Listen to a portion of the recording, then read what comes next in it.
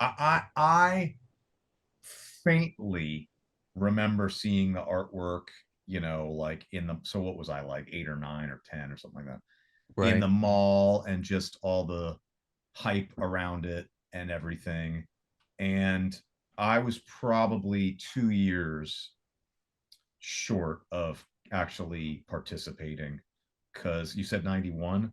So I think the first records I bought were like 93 and 94. Sure. Yeah. So, but I remember it, and I remember getting clobbered over the head with it on MTV, and then via friends with older siblings, where they were like, "You gotta, like it's out," and the whole hype around it. So I vaguely remember. Obviously, anything prior to that, like Appetite, that's way before my time. But yeah. No, right on. So Because it's all about perspective. Because I always want to set that. Because there are certain fans that come up with Appetite. You know, you and I. You know, I'm four. I'm listening to Muppet Babies, and it's not. yeah, yeah, yeah. Yeah, I had to wait a few years. So my perspective when I became a fan, they were already broken up, really, and Use Your Illusion was already out. I didn't know them from a five piece that expanded. They were already expanded. So just want to get that out there before we kind of give our opinions because some people just think of what's usually said. This is a word that's usually used when they talk about the illusions, especially some of those videos, is bloated. So I see that term. So I guess what's your when you listen to it? I mean, when you were introduced to GNR, where did you go first? Did you go to Appetite? Did you go to the Illusions? Because I told my story of asking a friend, okay, Yeah, list the songs you like. Most of them were off Appetite, of course.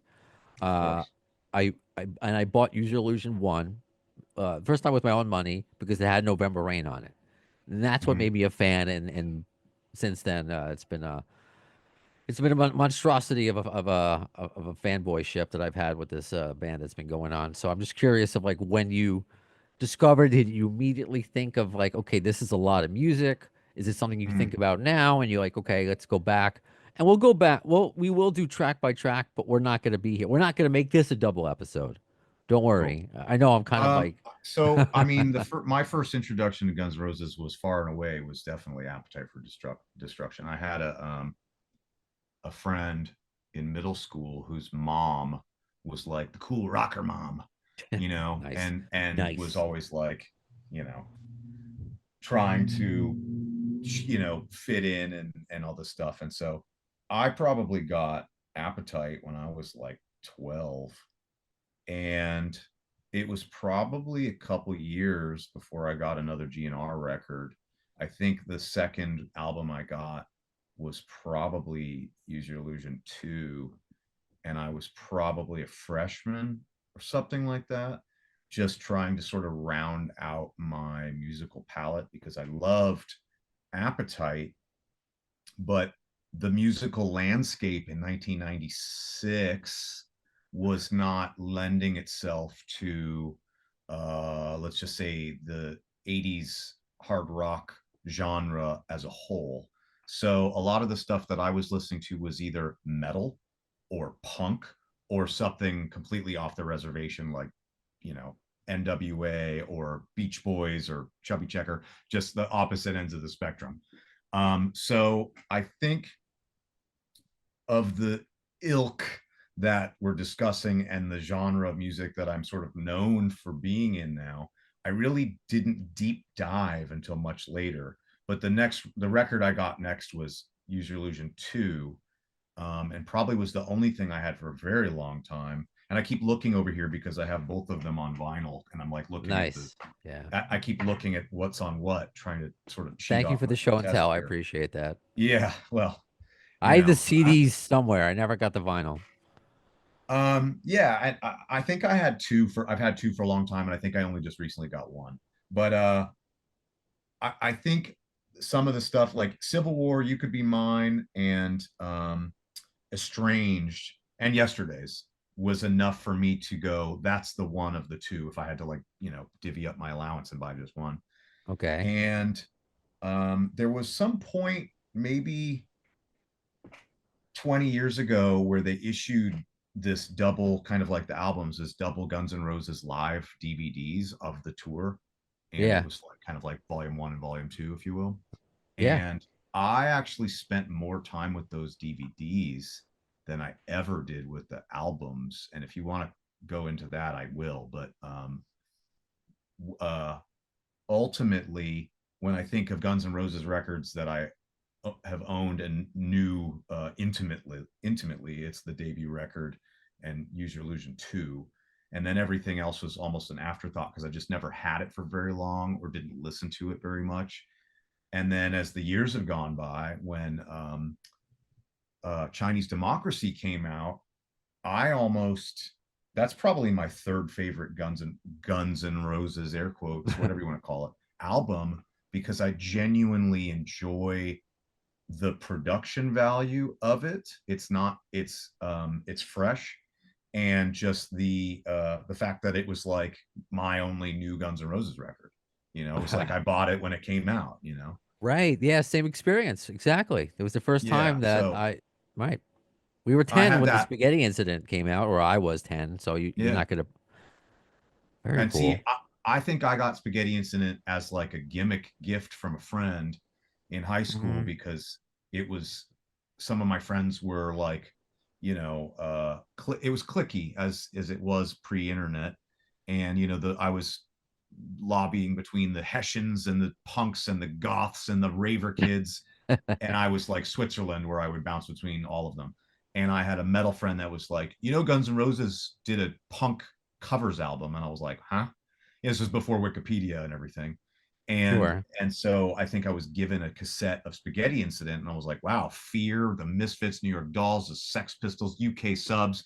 That's my bread and butter. So I was like, wow, okay, cool. And then obviously Metallica did sort of similar, same thing with the Garage Days albums and Garage Inc., etc.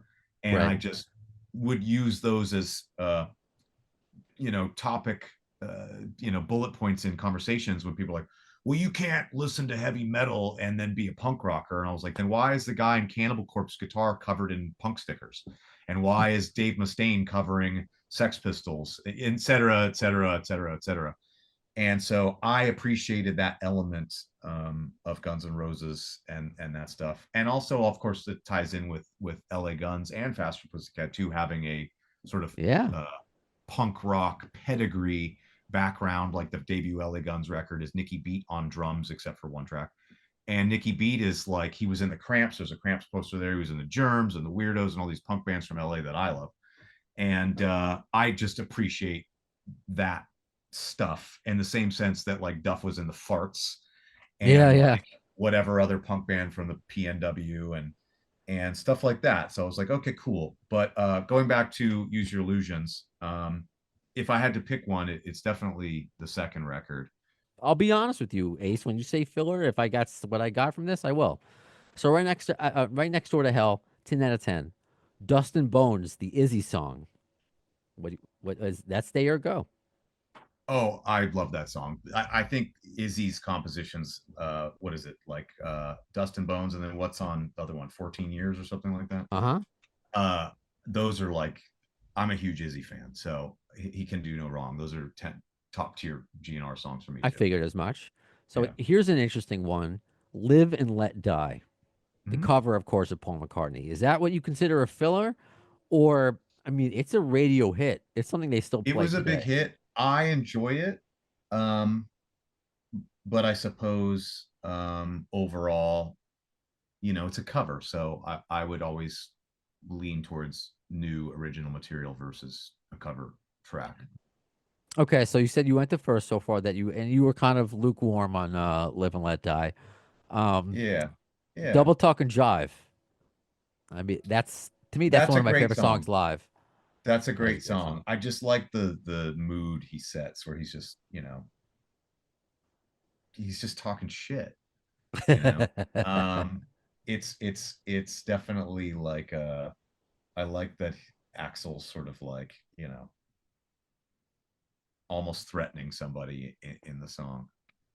Oh, are you Um thinking of Get in the Ring? Or are you thinking of no, I'm not thinking of getting in the oh, in the ring. Double talk and Double jive. Talk and Jive? Oh, because that's Yeah, based on no, the I know, true I know what I'm story. talking about, but I'm just saying, like, Then I'm an I'm idiot. not Forgive me. thinking of getting the ring. I'm thinking of double talking, but I just like his cadence in it is very like, That's my Uh, misunderstanding. Yes, okay. is It is a like threatening. I Yes. feel like he's delivering it like, you he says something, and of course I can't remember. He says something Home in it. fuck.